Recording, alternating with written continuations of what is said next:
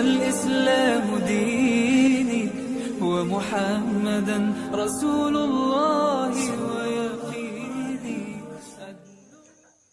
بسم اللہ الرحمن الرحیم. السلام علیکم دوستو، میرا نام حماد صادق ہے اور آپ دیکھ رہے ہیں تاریخ اسلام یوٹیوب چینل. دوستو، پاک گھر امت مسلمہ کا قبلہ اول یروشلم اور اس کی عبادت کا جس کی بنیاد حضرت داؤد علیہ السلام نے رکھی اور تکمیل حضرت سلیمان علیہ السلام نے کی. عام طور پر شہر یروشلم کو بھی بیت المقدس ہی کہا جاتا ہے. یہ ان شہروں میں سے ایک ہے جنہیں نوح انسانی عزت و احترام کی نگاہ سے دیکھتی ہے، جس کا ذرہ ذرہ مقدس ہے. اکثر انبیاء اکرام اسی شہر میں مابعوث ہوئے. یہ شہر مسلمانوں، عیسائیوں اور یہودیوں کے لیے یکساں متبرک ہے. حضرت محمد صلی اللہ علیہ وسلم ہجرت کے بعد صحابہ اکرام کو ساتھ لے کر 70 ماہ تک اسی طرف رخ کر کے نماز پڑھتے رہے. جب آپ صلی اللہ علیہ وسلم معراج کے لیے گئے تو یہی مقام آپ صلی اللہ علیہ وسلم کی پہلی منزل بنا. اس مقام پر حضرت محمد صلی اللہ علیہ وسلم نے سابقہ انبیاء اکرام کی امامت کروائی. یہاں حضرت داؤد علیہ السلام، حضرت سلیمان علیہ السلام اور کئی دوسرے انبیاء اکرام کے مقابر ہیں. حضرت داؤد علیہ السلام نے شہر مقدس پر 33 سال حکومت کی. اس تمام عرصے میں اسرائیلی فوجوں کو سکون بہت کم ملا. البتہ ان جنگوں کا نتیجہ بنی اسرائیل کے حق میں اس لیے بہت زیادہ مفید رہا کہ بنی اسرائیل جو قبائلی عصبیت کا شکار تھے، مختلف قبیلوں میں بنے ہوئے تھے اور ایک قوم بن گئے. حضرت داؤد علیہ السلام کی دلی خواہش تھی کہ وہ ایک معبد بنائیں، لیکن اسرائیلی روایات کے مطابق انہیں خواب میں بتایا گیا کہ اللہ کا مستقل گھر ان کے بیٹے کے عہد میں تعمیر ہوگا. چنانچہ حضرت سلیمان علیہ السلام نے تخت نشین ہونے کے بعد 1012 کاف میم میں اس معبد کی تعمیر شروع کروائی. یہ عمارت اسی جگہ تعمیر ہوئی جسے داؤد علیہ السلام نے منتخب کیا تھا. اس عمارت کی تعمیر 7 سال تک مسلسل جاری رہی اور 2 لاکھ افراد اس کی تعمیر میں مصروف رہے.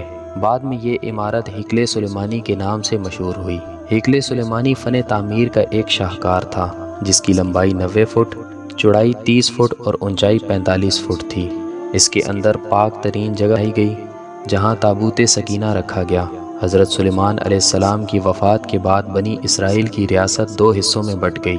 اس کے ساتھ ہی بنی اسرائیل فاحش، حرامکاری اور عیاشی میں مبتلا ہو گئی اور انہوں نے ایک اللہ کو چھوڑ کر بتوں کی پوجا کرنی شروع کر دی.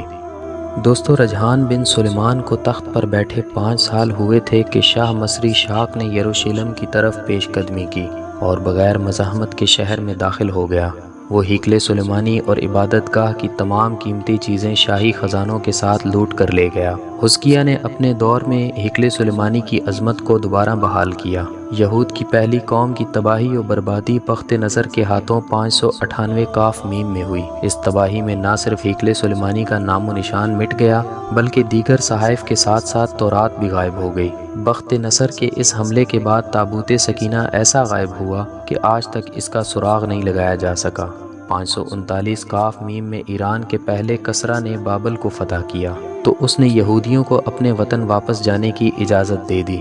چنانچہ جب یہودی یروشلم واپس آئے تو انہوں نے یشوع بن یو صدیق اور زرتباہل بن سالتیل کی قیادت میں ہیکل سلیمانی کی تعمیر دوبارہ شروع کی. 516 کاف میم میں یہ تعمیر مکمل ہوئی اور 63 کاف میم میں رومی جنرل پومسپائی کا محاصرہ کر کے ہیکل کو دوبارہ تباہ کر دیا گیا. لیکن ہیرو اعظم کے دور میں جو رومی شہنشاہوں کے باگزار کی حیثیت سے یہاں کا بادشاہ تھا، بیت المقدس نے دوبارہ سلیمان علیہ السلام کے عہد کی عظمت حاصل کر لی. اس بادشاہ نے ہیکل سلیمانی کو از-صد نو عظمت بخشی. بقول کیپٹن وارن ہیرو کے وسیع کردہ ہیکل کا رقبہ تقریباً 1000 فٹ تھا اور شان و شوکت میں سلیمان علیہ السلام کے تعمیر کردہ ہیکل سے کسی طرح ہیکل کم نہ تھا. دوستو، حضرت عمر رضی اللہ تعالیٰ عنہ کے زمانے میں جب مسلمانوں نے بیت المقدس فتح کیا تو اس وقت یہاں یہودیوں کا کوئی معبد نہ تھا بلکہ کھنڈر پڑے ہوئے تھے. حضرت عمر رضی اللہ تعالیٰ عنہ کے حکم سے ان کھنڈرات پر ایک مسجد کی تعمیر ہوئی. ایک قدیم سیاہ ارکلف نے بھی ایک سادہ مسجد کا ذکر کیا جو 670 عیسوی میں مقدس مقامات کی زیارت کے لیے بیت المقدس بھی آیا تھا. تقریباً اس سادہ سی مسجد کی تعمیر کے 50 سال بعد اموی خلیفہ عبد المالک بن مردان نے 72 ہجری 290 عیسوی میں مسجد اقصیٰ اور قبۃ الصخرہ کی بنیاد اٹھائی. یہ خلیفہ قبۃ الصخرہ کی تعمیر ہی مکمل کر سکا۔ مسجد اقصیٰ کی تعمیر کا کام جو ادھورا رہ گیا تھا ولید بن عبد المالک نے مکمل کرایا۔ وہ مقدس مقامات جن کی بدولت یہ مقدس شہر مسلمانوں، عیسائیوں اور یہودیوں کی عقیدتوں کا مرکز ہے، اکثر و بیشتر شہر کی مشرق پہاڑی پر ایک احاطہ میں ہے، جس کو مسلمان حرم شریف اور یہودی بیت الحم کے نام سے پکارتے ہیں۔ یہ بیت المقدس کا مقدس ترین حصہ ہے۔ ڈاکٹر برکلے کے بیان کے مطابق حرم شریف 35 ایکڑ پر مشتمل ہے۔ مسجد اقصیٰ اور قبۃ الصخرہ اسی حرم میں ہے۔ حرم میں جگہ جگہ بلند مقامات ہیں جنہیں مسلمان محراب کہتے ہیں اور ان کے سامنے نوافل ادا کرتے ہیں۔ حرم شریف میں 4 حوض وضو کے لیے اور 5 ممبر واذین کے لیے ہیں۔ اندرونی اور بیرونی دروازوں کی تعداد 50 ہے۔ دوستو، امید کرتا ہوں آپ کو آج کا ہمارا یہ ٹاپک پسند آیا ہوگا۔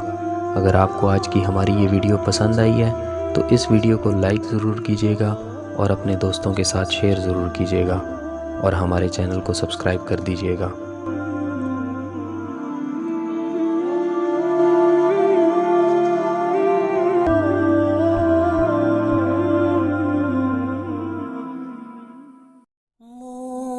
مشکلوں میں ہے گری اب تیری امت یا رسول کیجیے